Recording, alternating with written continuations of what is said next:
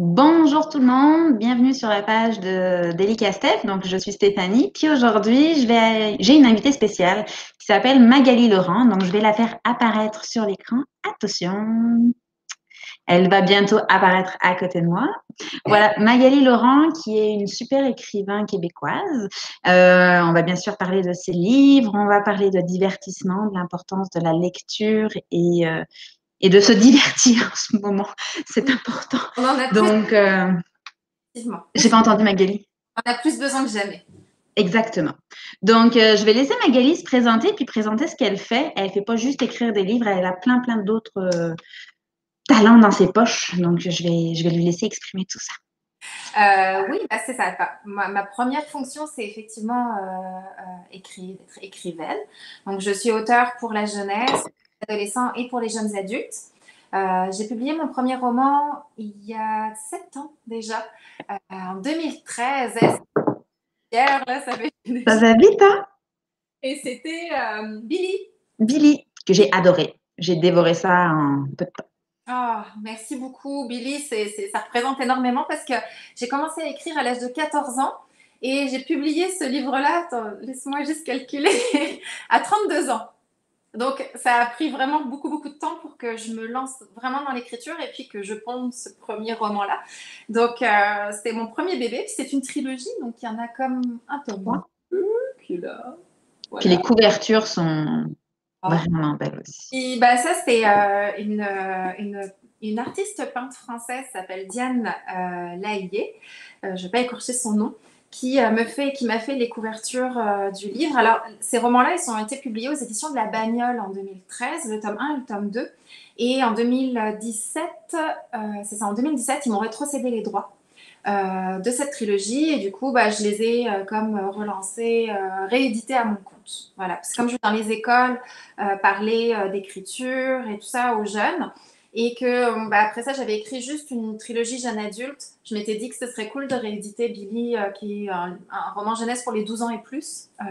Pas pour les 12 ans et plus, de le rééditer pour pouvoir le présenter dans les écoles. Et puis finalement, j'en suis très heureuse parce que j'ai de nouveaux lecteurs, toujours, qui vont acheter cette trilogie-là. Donc, elle continue à vivre. À vivre. Voilà, donc je suis vraiment contente. Donc, ça a été mon premier bébé. Et puis, je suis très fière. Puis après, Billy.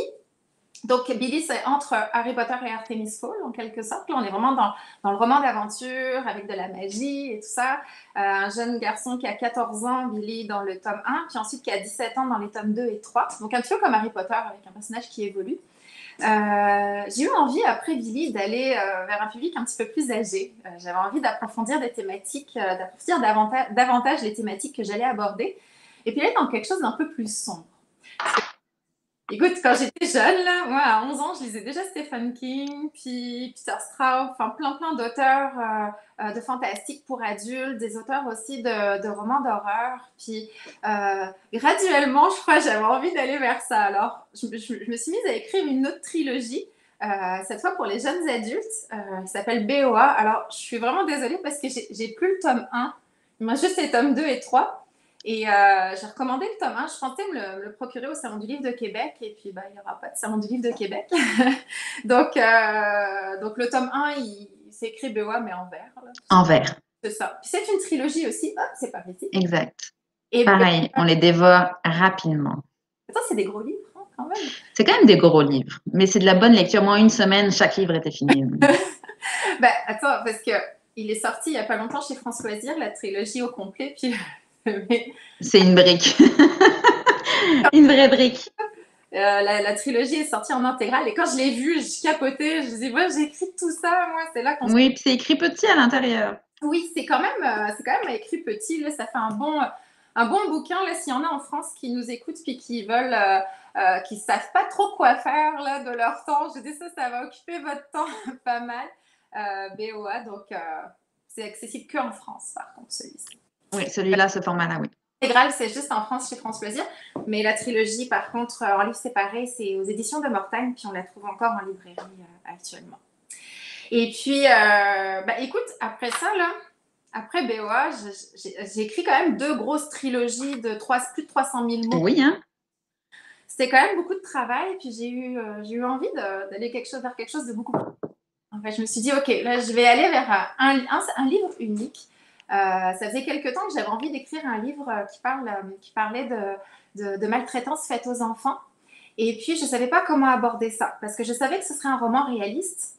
Puis moi, je suis une auteure de littérature de genre. Donc, j'écris de la science-fiction, du fantastique, du paranormal. Puis un roman réaliste, je me suis dit, OK, c'est un défi, puis je n'osais pas trop. Mais ça faisait déjà quand même pas mal d'années que je voulais parler de ça. En fait, depuis que ma petite fille est née, j'avais envie de parler de ça. Et puis, quand BOA est sorti, j'ai été abordée par les éditions Bayard. La vie fait bien les choses parfois. Et là, ils m'ont demandé, c'est quoi tes projets? Puis Bayard, ils font pas vraiment de fantastique, de paranormal. C'est moins leur tasse de thé. Là, je dis, j'aurais envie d'écrire un roman, une sorte de road trip avec deux ados, deux jeunes adultes qui trouveraient une petite fille, puis tout ça, puis qui se fait maltraiter. Enfin bref. Et là, l'éditeur me dit, OK, go, vas-y. On était en novembre, il me dit, tu me le rends, je crois que c'était pour moi, le mois de mars. Il fallait que je le rende en mars. Ça a été très rapide. J'ai lancé dans l'écriture d'un roman de 40 000 mots, quand même beaucoup plus petit que ce que je fais d'habitude. Et je crois que ça a été le plus gros défi de toute ma vie. Ça a été toujours le plus difficile à écrire parce que je sortais complètement de ma zone de confort.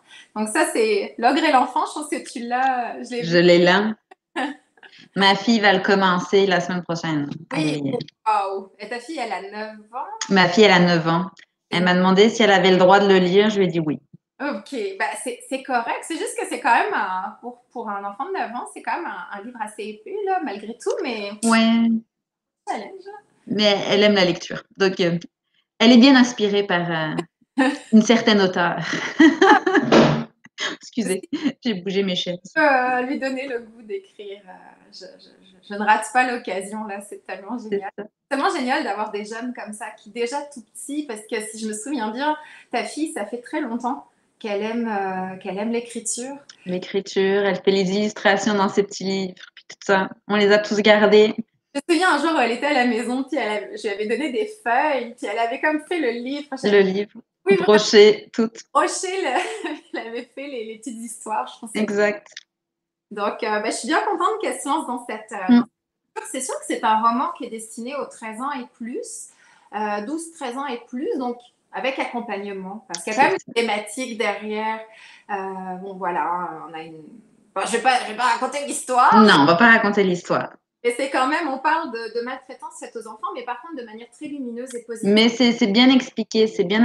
enfin, ça fait pas peur. Ça fait prendre conscience de... C'est ça. Et puis, on parle beaucoup d'estime personnelle dans ce roman-là aussi. Parce que mon héros, Nathan, qui a 17 ans, il manque beaucoup d'estime personnelle. Puis, je pense que pour tous les jeunes de tout âge, ça peut être très intéressant d'en discuter aussi avec les parents. C'est quoi l'estime de soi? Et puis, pourquoi ce héros-là, il n'en a pas? Puis, qu'est-ce qui fait qu'il va il va changer pendant tout le temps du roman, pendant cette histoire-là, grâce à des rencontres qu'il va faire, mais grâce aussi à des risques qu'il va prendre et puis à des révélations qu'il va y avoir dans sa vie aussi. Donc, je pense que quel que soit l'âge de nos enfants, c'est une thématique qui est très forte, effectivement. Donc, j'ai bien hâte de... À chaque âge, je pense que la perception des choses est différente aussi. Et qu'elle le lise maintenant puis qu'elle le relise plus tard, elle va avoir deux perceptions complètement différentes. Donc... Complètement, vraiment. Ça sera peut-être l'occasion de le relire effectivement quand elle sera adolescente. Et puis, écoute, après ça, moi j'ai décidé d'écrire des romans de plus en plus petits. J'en ai une page, faire une nouvelle d'une page. Des nouvelles, c'est pas évident non plus les nouvelles.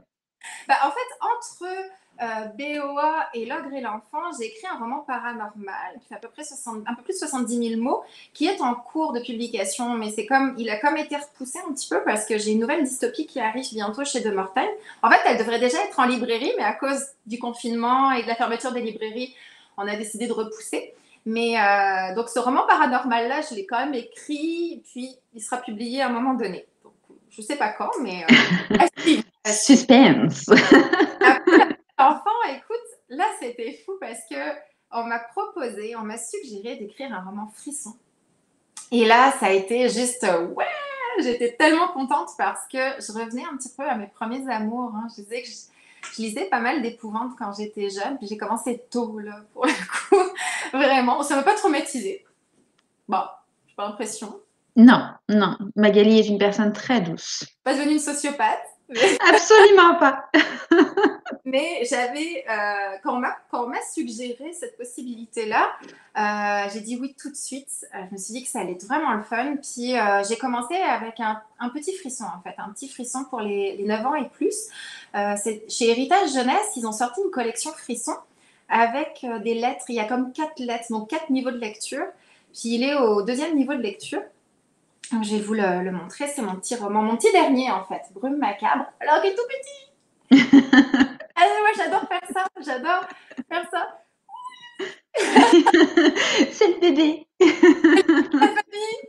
Mais oh mon Dieu, ça a été tellement agréable à écrire, ça a coulé. En fait, genre, j'ai un peu tâtonné parce que 9 ans et plus, j'ai jamais écrit pour ce public-là. Puis j'écris beaucoup pour les adolescents surtout. Et donc, bon, on m'avait donné juste les caractéristiques, hein, comment dire, de maquette, c'est-à-dire tant de nombre de mots, des chapitres comme ça. Mais au niveau de l'histoire, je ne savais pas trop vers quoi je devais aller. Donc j'avais commencé une première histoire, j'avais écrit une première histoire où bah là, c'est effectivement des enfants qui se perdent dans la brume. Et il y avait une histoire de pirate et tout. J'étais partie dans un délire complet. Puis mon éditeur, qui est super génial, super adorable, m'a dit, écoute, c'est intéressant, mais je sais pas, il y a une petite chose à revoir. Et en fait, entre les lignes, j'ai compris que cette histoire de pirate, ça fonctionnait pas du tout. Et j'ai réécrit le roman au complet. Bon, Ok. il est petit, donc ça allait bien quand même. Et puis, Brume macabre est née. Brume macabre, c'est l'histoire de 4 cousins qui ont entre, si je me souviens, entre 8 et 13 ans, qui vont se retrouver à l'extérieur du chalet que leur famille a loué, parce que les parents sont devenus complètement fous et réagissent très bizarrement. Et donc, ils veulent aller chercher de l'aide, ces 4 enfants-là, puis ils partent dans la brume, une espèce de brume qui s'est élevée, et ils vont se perdre, ils vont se retrouver dans un village qui semble abandonné, et ce village-là est hanté. Et en fait, il faut qu'ils trouvent la réponse, la solution à une malédiction qui a été lancée il y a très longtemps pour pouvoir sortir du village. Parce qu'à minuit, s'ils n'ont pas découvert le secret de cette malédiction, bah, ils seront enfermés dans le village hanté pour toujours et deviendront des fantômes à leur tour. Donc il y a beaucoup de suspense. Il y a beaucoup de suspense, oui. Alors, la couverture peut faire un peu peur, mais on a longtemps hésité à mettre macabre d'ailleurs, mais dans la collection Frisson, souvent, il y a 2 mots. Oui. Dans les titres. Puis à la base, je voulais écrire Brume maudite, parce qu'il y a une malédiction, mais il y avait déjà Maudit qui avait été pris pour un titre d'un roman de la collection. Donc vraiment, c'était un remue-ménage là, pour essayer de trouver un mot. Et moi, j'aimais bien macabre, on ne savait pas trop, c'est pour les 9 ans et plus, là, on hésitait, puis finalement, on y est allé. Puis je pense que ça marche bien quand même, donc c'est le fun. Mais c'est un roman à suspense. Oui, il y a des fantômes, etc. J'ai beaucoup travaillé sur l'ambiance, mais c'est pas de l'horreur, c'est pas... Non, c'est ça. Il n'y a pas de tout ça. On travaille vraiment sur l'ambiance de ce roman-là. Voilà. Mais tu n'as pas juste des talents d'écrivain, tu fais aussi des conférences, Oui, c'est ça. des ateliers. Des animations dans les écoles, effectivement.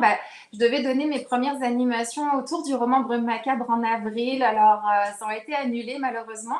Une animation en plus que j'avais vraiment envie de donner parce que c'est autour du roman qui fait peur. Donc, comment écrire une histoire qui fait peur.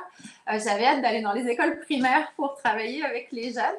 Et puis, ça ne se fera pas cette année, en tout cas, peut-être l'année prochaine. Alors, du coup, j'ai une chaîne YouTube, puis j'ai des petites capsules. J'ai déjà 2 capsules de montée autour de cette animation-là. Donc, c'est quoi un champ lexical? Parce que je parle du champ lexical de la peur. Quand on écrit un roman qui fait peur, il faut utiliser le champ lexical de la peur. Et puis là, la dernière capsule que j'ai faite, c'est sur le décor, justement. Donc, comment créer un décor inquiétant, puis c'est quoi les ingrédients, quels sont mes conseils pour le faire. Donc, je compte en écrire, en filmer. Capsules. Et puis, je sais qu'il y a des enseignants qui ont commencé à les prendre pour les faire voir à leurs élèves. Surtout que je lance des petits défis d'écriture dans ces capsules. Donc, c'était un peu ma contribution. Puis, j'étais tellement déçue de ne pas pouvoir aller dans les écoles que je voulais quand même aller à la rencontre des jeunes et puis leur proposer quelque chose. Donc, Ben oui. voilà. Ben oui, ben oui. il faut se divertir. Puis ce que tu expliquais, en fait, ce mois-ci aussi, le 10, c'était vendredi, tu as écrit un article de blog qui est apparu sur mon site web www.delicastef.com sur l'importance de lire, l'importance des mots et justement de faire travailler la créativité dans notre tête. Exactement, oui. Bah, c'est super Donc, il faut s'évader. Il faut qu'on puisse créer cet univers-là, puis garder moi, je vais l'appeler un petit peu la magie Peter Pan, là. Enfin, Peter Pan. Peter Pan, Peter Pan. J'ai un petit accent. Excusez-moi. correct. Non, c'est ça.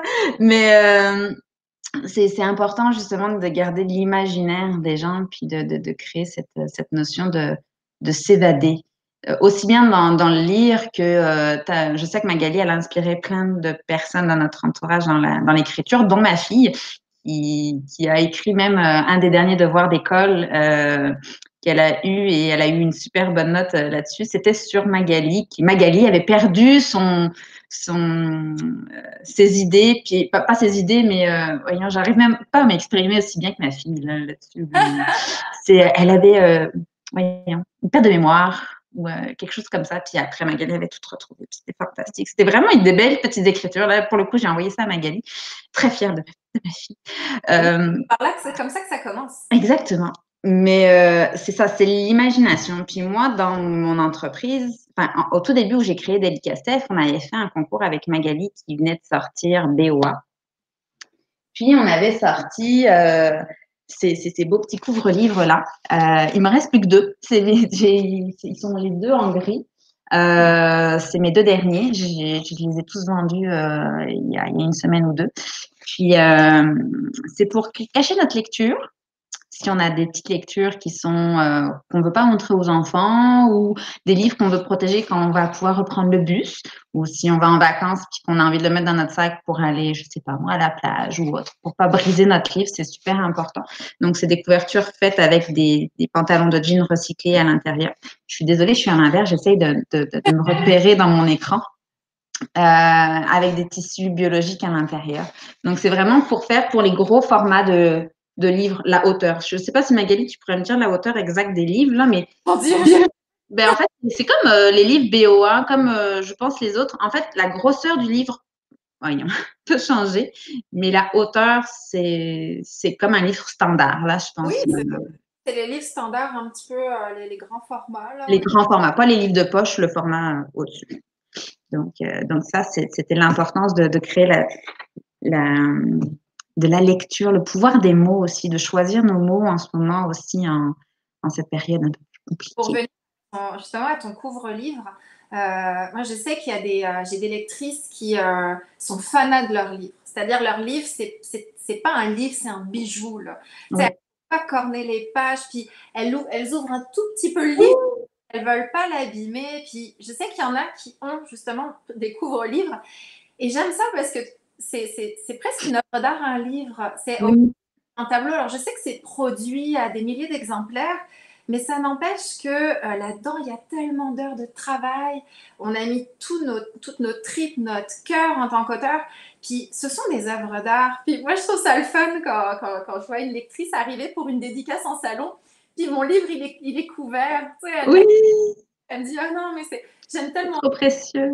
Oui, voilà, c'est ça. Donc je pense que voilà. Là, je suis en train de lire un petit peu les commentaires aussi qu'on a reçus depuis le début. Donc, on a un bonjour de la France, de Sergi en France.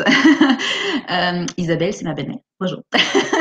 On a Audrey aussi, qui est une personne qui est dans mon entourage, qui est très inspirante aussi, qui fait des choses magnifiques comme le beau petit bracelet que j'ai actuellement au poignet, qui fait des choses extraordinaires. Elle fait des bijoux, mais elle est graphiste, enfin, elle a full de talent, cette personne-là. Puis on a Stéphanie. Et Stéphanie, c'est aussi une amie qu'on a en commun avec Magali, qui va faire un beau petit voyage. Et elle dévore aussi les livres de Magali.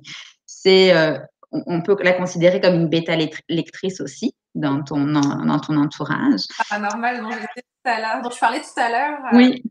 Une bêta lectrice, elle attend sa sortie. Puis je lui dis, bah, c'est repoussé. Exactement. Donc, Magali inspire beaucoup, beaucoup de gens avec sa douceur. En fait, quand on lit ses livres, puis quand on connaît Magali en vrai, c'est 2 personnes un petit peu différente. Magali, elle dégage beaucoup de douceur dans la vie. Puis dans ses livres, des fois, tu es comme, oh, ben là, Magali. Qu'est-ce qui t'est arrivé? Ça, c'est mon côté sociopathe que je Mais c'est fantastique. J'adore ça, j'adore ça. Puis, donc, dans le pouvoir des mots, c'est ça, tu donnes aussi une conférence sur la confiance en soi pour les adolescents. Oui, exactement. Suite à l'écriture justement de L'Ogre et l'Enfant, en fait, quand j'ai commencé L'Ogre et l'Enfant, je te disais tout à l'heure, je voulais parler de maltraitance faite aux enfants. Et c'était ça mon sujet. C'est ça, je voulais traiter de ça. Et plus j'avançais dans l'écriture, plus je me rendais compte que mon héros, Nathan, il manquait de confiance en lui. En fait, il manquait d'estime personnelle. Parce que c'est deux choses un petit peu différentes, la confiance et l'estime personnelle. Et là, je suis comme, oh, mais voyons donc, c'était pas prévu. Puis souvent, moi, je fais pas de plan, rien dans mes livres. Je me laisse vraiment inspirer par mes personnages. Puis je sentais que lui, il voulait prendre cette tangente-là. Donc, je l'ai laissé faire. Mais bon, pour écrire sur l'estime de soi, il fallait que je me renseigne sur ce que c'était exactement. Donc, j'ai commencé à m'intéresser à l'estime de soi. Puis j'ai découvert qu'en fait, la plupart des gens connaissent ce mot-là, mais on ne sait pas vraiment ce que c'est. Et en approfondissant, j'ai découvert, j'ai fait comme, oups, en fait, j'ai un gros syndrome de l'imposteur. J'ai un énorme syndrome de l'imposteur. Et grâce à ce roman-là, j'ai pu travailler sur mon estime personnelle, j'ai pu combattre mon syndrome de l'imposteur. Il est encore un peu là de temps en temps, mais il est beaucoup moins fort. Ça a été quand même quelques années de travail. Et là, je me suis dit, OK, j'aurais aimé ça, que quelqu'un vienne m'en parler quand j'étais ado. Parce que c'est là que tout se joue, là, que beaucoup de choses se jouent. Et je me suis dit, OK, let's go, je vais aller en parler aux ados. Et donc, j'ai monté une conférence sur l'estime de soi, basée sur mon roman L'Ogre et l'Enfant. Et wow, c'est juste extraordinaire, là, la réceptivité et ce besoin, je crois, de comprendre ce que c'est. Puis de savoir que c'est pas figé dans le marbre. Un manque d'estime personnelle à l'adolescence, ça ne veut pas dire qu'on va manquer d'estime personnelle toute sa vie. Puis il y a des moyens de s'aider aussi. Mais ce qu'il faut savoir, c'est que voilà, c'est long, ce sont des processus qui sont quand même assez longs. Et puis c'est une étape à la fois. Hein. On s'enlève de l'anxiété, on s'enlève du stress. Je m'aime comme je suis et puis je vais progresser, tout simplement. Et c'est vraiment le message qu'on veut se donner. Exactement. Puis en fait, c'est drôle parce que souvent il y a des profs qui sont là puis qui viennent me voir à la fin puis qui me disent ouais, en fait, moi aussi, j'ai appris des choses. Mais oui, on en apprend tous. C'est pas juste. On a tous des fois le syndrome de l'imposteur. Enfin, c'est à chaque moment, des fois, même juste moi, quand je fais des publications, je me dis comme, est-ce que j'ai le droit de faire ce genre de publication? Est-ce que les gens vont comprendre ce que je dis ou de la façon dont je veux le dire aussi? C'est pas. Moi aussi, je donne des conférences pas du tout sur le même sujet que Magali. J'ai pas ce don-là d'écriture, mais moi, c'est plus sur le zéro déchet puis comment réduire les déchets dans la maison. Mais les premières fois que je suis intervenue devant des personnes, est-ce qu'ils allaient me juger ou autre? Il y a toujours un jugement, mais on le fait pour nous puis pour partager des connaissances qu'on a. C'est pas, il faut pas le voir comme quelque chose qui va nous faire peur. Oui, ça fait peur, mais il faut transformer ce peur en bon stress et puis en adrénaline positive. Complètement. Et je crois que ça demande de l'entraînement. Ça demande de la pratique, des essais-erreurs. Ça prend, puis on gagne en confiance, l'air de rien. La confiance, c'est quand on rentre dans l'action. Donc, exact. À force d'agir, puis à force de prendre des risques, on gagne en confiance en quelque sorte. Les premières conférences, les premières animations que j'ai données, c'était devant des petits groupes. Là. Écoute, j'avais les sous de bras trempés, et puis j'étais peur, là, avant même de rentrer dans la classe. Je me mon Dieu, ils vont me trouver poche. Puis j'avais peur de perdre mes mots. Alors, même, un conte pour une écrivaine, mais tu sais, c'est vrai. Et de fil en aiguille, c'est beaucoup plus facile. Mais je crois qu'il y a la notion de plaisir aussi. Oui. Aussi quand de partage, de plaisir et d'échange. C'est aussi important. Je vais faire une relation, mais complètement différente. Mais moi, je fais aussi des ateliers de couture sans couture, de comment transformer nos textiles dans la maison et tout ça. Et c'est aussi un partage. C'est les gens, je leur apprends des choses, mais ils m'apprennent d'autres choses en échange parce qu'avec les vécus qu'ils vont avoir, les idées qu'ils ont aussi, c'est tout un échange à avoir important. Mais j'ai comme un produit qui est en lien à toutes les deux aussi. J'ai comme un cahier de coloriage là-bas. J'ai pris celui de mon fils, c'est pour ça qu'il y a déjà des choses de colorier dedans. Puis, j'ai pensé à Magali quand j'ai créé ces pages-là, puis surtout quand je les ai découvertes. C'est des pages d'écriture. Ah, avec des Donc, livres. dans les livres, donc avec des lignes. Il y a des lignes toutes simples, puis des lignes pour écrire. Moi, avec ma fille, on fait des calculs. On écrit des mots. Avec mon fils, on essaye d'écrire les lettres. On s'entend qu'il a 6 ans, là. Il est en préscolaire, puis en maternelle, puis il apprend à faire les formes et autres, donc c'est le fun. Mais on peut aussi faire la liste d'épicerie. On peut laisser des petits mots doux dans la boîte à lunch de quelqu'un. On peut faire plein de choses avec. Et on a aussi les napperons qui sont derrière moi à colorier et tout ça. Donc, on a plein d'heures de plaisir. Le coloriage est aussi un moyen de s'évader comme l'écriture. Les mandalas, même ces petites choses-là. Je vous ai pris le dessin avec le chien qui fait pipi, que mon fils adore colorier. Mais on en a plein d'autres des motifs. On peut aller s'évader dans les super-héros, dans l'espace. On peut faire plein de choses. On a la jungle, les sous-marins. Donc, on peut créer son univers et faire parler nos enfants sur ces univers-là, puis ce qu'ils voient dans cet univers-là aussi. C'est pas juste du coloriage. Il faut que les enfants puissent s'exprimer aussi avec des mots à tous âges. Puis la perception d'un éléphant à quelque part, j'ai pris le modèle d'éléphant parce que je suis une fanatique d'éléphant, mais c'est comme dans quel contexte, si on met ton éléphant dans la jungle, si on met ton éléphant dans le Sahara, comment il va réagir, comment. Donc, on peut créer des histoires par rapport à tout ça. Donc, le dessin et les mots sont fortement liés, à mon avis. C'est ce que j'aime dans tes cahiers de coloriage lavables, c'est qu'ils sont lavables. Qui sont là-bas. Justement, je voulais vous faire un test, mais je ne sais pas si je vais vous le faire tout de suite. Là, j'avais comme des pages que je voulais tremper dedans, mais j'ai oublié. J'aurais dû le faire bien avant. Mais Attends. En fait, il y a une chose auquel nos enfants sont très sensibles, c'est l'échec, c'est la peur de ne pas réussir. Et ce que j'aime beaucoup dans les coloriages lavables, comparé au coloriage sur une feuille, etc., quand tu as raté, tu as raté, à part de réimprimer, c'est pas du tout écologique, c'est que l'enfant va savoir que c'est pas le produit fini. Donc, tu sais, il peut déborder, il va se pratiquer, mais peut-être avec moins de stress. Puis ça apprend aussi à nos enfants que l'échec, entre guillemets, c'est ça qui nous aide à progresser. Exact. Et c'est ce que j'aime beaucoup dans cet outil-là. Oui. Puis le mot échec n'est pas un mot qu'il faut forcément utiliser comme négatif. Parce que quand on tombe, il faut se relever. Et c'est en se relevant qu'on apprend. Exactement. C'est un apprentissage. Et un apprentissage. Ce n'est pas un échec. Exactement. En fait, le mot échec est important de le connaître, mais il faut juste l'interpréter de façon positive. Donc, mais ça, c'est pas facile. Même pour nous adultes, c'est pas facile. Non. Non, pas tous les jours. On en apprend tous les jours aussi. C'est sûr, vraiment. Donc voilà, c'était juste une petite parenthèse pour. Oui. Ben, c'est ça. On voulait, si vous avez des questions encore sur le divertissement, on a plein de choses qu'on peut vous partager. Allez voir les capsules de Magali. Elle explique l'univers de l'écrivain. Il me semble qu'il y a 2 capsules sur l'univers de l'écrivain. Il y a combien il y a un écrivain? Ça démystifie pas mal le truc. Oui. Puis elle explique, elle vulgarise très bien les choses pour qu'on puisse comprendre, nous, simples personnes, en fait, qui ne vivent pas dans le monde de l'écriture, de la publication et tout ça. Elle explique très bien les choses. Elle sait choisir les bons mots. Ben oui, non, mais il faut dire les vraies choses. Moi, je comprends tout quand tu expliques. Donc, bien choisir les bons mots. Bien choisir les bons mots, exactement. Merci Annick. Annick qui est une coach familiale que j'ai connue, puis c'est ça. En fait, le bracelet a été fait par Audrey de Nomade Bijoux pour l'âme et c'est pour la cohorte que Annick Vachon a actuellement pour le camp des parents souriants, donc que je suis actuellement. On a besoin de tout le temps apprendre, surtout dans cette période, je trouve.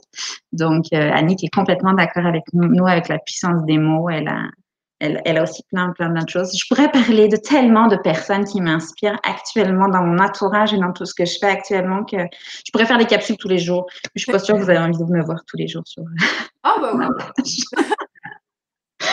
Mais c'est ça, c'est pas forcément tout le temps en lien avec les produits que je fais, mais j'ai envie de faire connaître du monde, puis j'ai envie de partager. Tu sais, on peut pas tant sortir de chez nous, donc autant que les gens viennent comme dans notre ordinateur, puis qu'on ait quelque chose d'important à vivre aussi tous ensemble.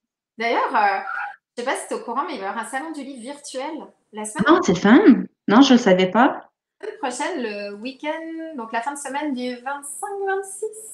Attends que je me regarde mon calendrier. 25-26 avril.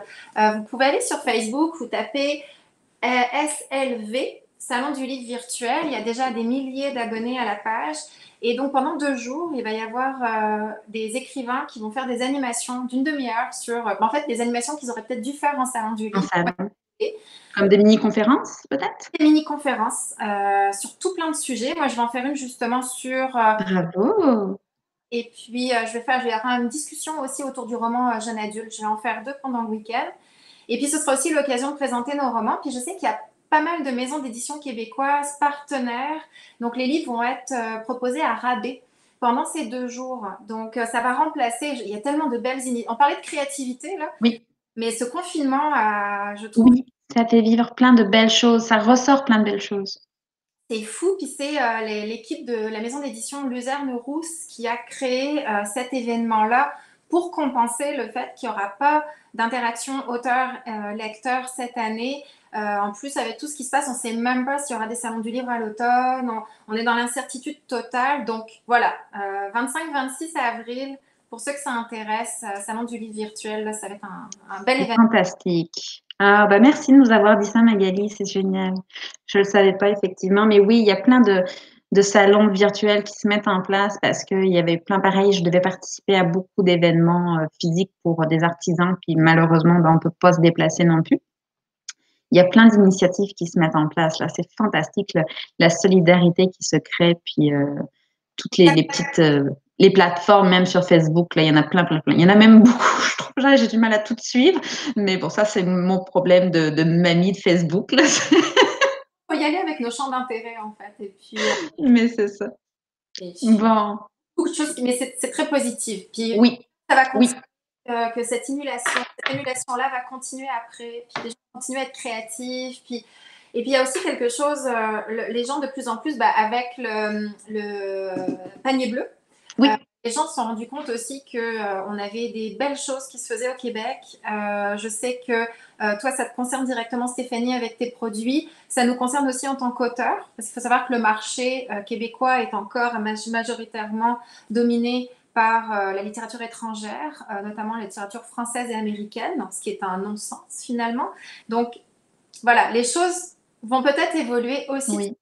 Donc il faut voir du positif aussi. Exactement. Exactement. Il n'y a que du positif là-dedans.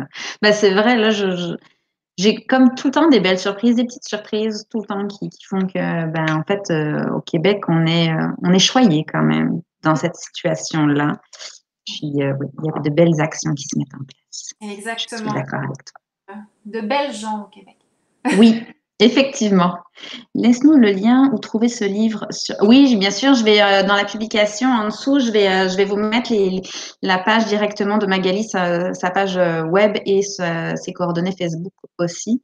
Magali Laurent auteur, Magali sans E, Laurent auteur. Puis vous pourrez aller directement la contacter. Oui, Audrey, ton adolescence, ses livres sont fantastiques, c'est sûr. Même moi qui n'ai pas adolescente, je les ai dévorés. Donc, puis j'ai appris plein de choses. Donc, voilà. J'adore les livres de Magali. J'ai hâte d'avoir les autres. J'ai pas encore Brume macabre, mais je l'aurai bientôt. J'irai faire une marche vers chez Magali, puis je reviendrai. Oui, de toute façon, il est là. Il est là. Il est disponible. Il est disponible. Vite, hein. Ma mère, au bout d'une heure, elle me dit « Oh, bah, j'ai déjà fini. » Elle Oh avec moi. Ils sont tellement gentils de tous nous encourager. Effectivement. Ben, en fait, le mot de la fin, ça va être amusez-vous, divertissez-vous, évadez-vous dans votre tête. Essayez je pense à des conversations que j'ai eues hier soir avec un bon petit groupe de femmes. Évadez-vous, puis trouvez-vous, puis allez chercher que du positif en vous, puis ce qui peut vous apporter du positif aussi. L'écriture, des fois, juste écrire. Moi, je sais que tous les soirs, j'écris au moins 3 gratitudes par soir. Je suis pas écrivain, j'écris juste ce qui a été positif dans ma journée, puis ça me permet de m'évader, puis de l'écrire, puis de m'en souvenir. Donc ça, c'est important. Puis, Ah, comment? effectivement. Ouais, la gratitude, donc tout ça. Puis, la puissance des mots, je sais que ma fille là, elle vient de recevoir des petits exercices de l'école, puis la première chose qu'elle a fait, c'était les choses sur l'écriture. Elle adore écrire. Mon fils, ça va être les dessins, tout ce qui va être en lien avec le dessin. Donc, Effectivement. je crois que ça pourrait t'intéresser tes élèves. Oui, Magali, effectivement, elle peut faire même je pense, des conférences à distance aussi, si pour dans des écoles ou autres. Développé, on a discuté avec elle d'éventuellement par la suite pouvoir offrir des conférences à distance. On ne sait pas trop comment ça va se passer dans les écoles cet automne, mais oui, c'est tout à fait possible. Et vive la technologie. Vive la technologie, on aime ça, on aime ça. Oui, vraiment. Donc, à suivre. Mais je suis sûre À que... suivre. Oui. Oui. Amusez-vous, évadez-vous, et puis bonne lecture avec les livres de Magali. Ah, t'es super fine. Je te rends l'appareil avec tes produits, sont de très bonne qualité. Merci. Mais c'est ça, quand on est une fan, hein, on n'a pas beaucoup de travail à faire là-dessus. Là. C'est pas très difficile. Ben, à tout le monde, merci d'avoir été présent. N'oubliez pas de regarder en rediffusion cette petite capsule vidéo. Et on a plein de choses à aller voir sur la page Facebook de Magali. Elle donne plein de petites nouvelles aussi sur ce qui sort, puis de bonnes petites idées. Ces capsules sur sa chaîne YouTube. Donc, je vais mettre tout ça en dessous de la publication après. La vidéo sera peut-être pas disponible tout de suite. Là, celle que j'ai fait la semaine dernière, ça a pris comme 4 heures avant que ça soit diffusé sur ma page. Mais amusez-vous. Puis profitez du beau soleil et du beau vent qu'on a aujourd'hui. Oui. Sauf dans vos lectures. Exactement. À bientôt. Bye bye. Merci Stéphanie. Bye bye.